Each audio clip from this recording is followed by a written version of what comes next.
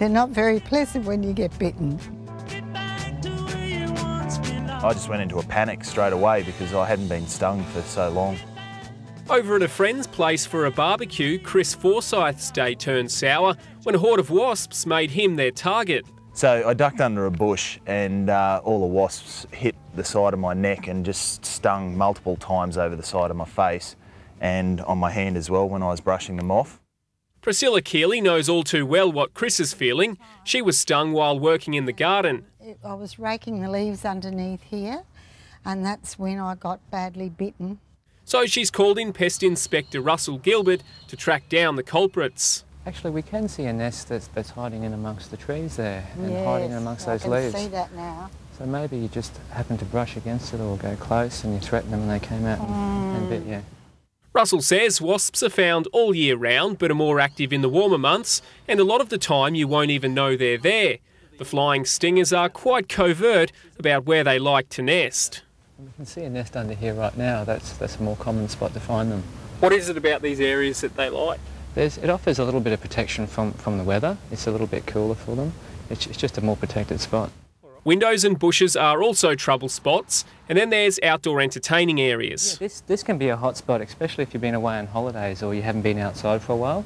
You can just come out, and if you haven't checked your furniture before you sit down or use it, you may find there's a nest underneath there. It'd be a nasty surprise if you've got friends over for a barbecue. Most definitely would be.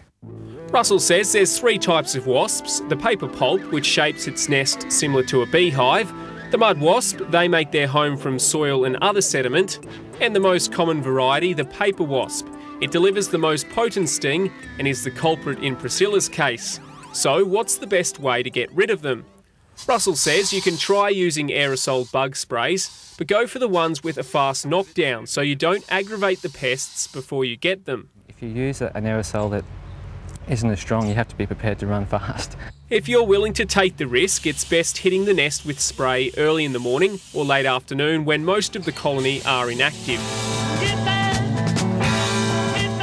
Then dispose of the remnants. I'd pick up the nest with a plastic bag, tie it up and put it in the bin. You can also incinerate the nest as well, because there could be a larvae that's inside that nest that could hatch later. In Chris's case, it's more the sting than the nest that's the problem. So pretty well instantly I had red marks everywhere and the swelling started, and it just became a ball on the side of my neck pretty instantly, and got the stingos into it. Anthony Allen from the Chemist Warehouse says Chris had the right idea, but ice should always be the first avenue of treatment. Ice will constrict the blood vessels in the area and stop pain as well and reduce swelling. So ice is a great option. If you don't have ice where you are, then just some cold running water is also good. Anti-sting ointments can also help to get rid of the initial pain, and antiseptic creams will numb the wound and keep it clean. If you are allergic or have multiple stings, a trip to the doctor may be needed. Anything more than 5 stings in a kid or 10 stings in an adult may need further medical attention, especially if there's any allergic reactions in play as well. It can be very serious.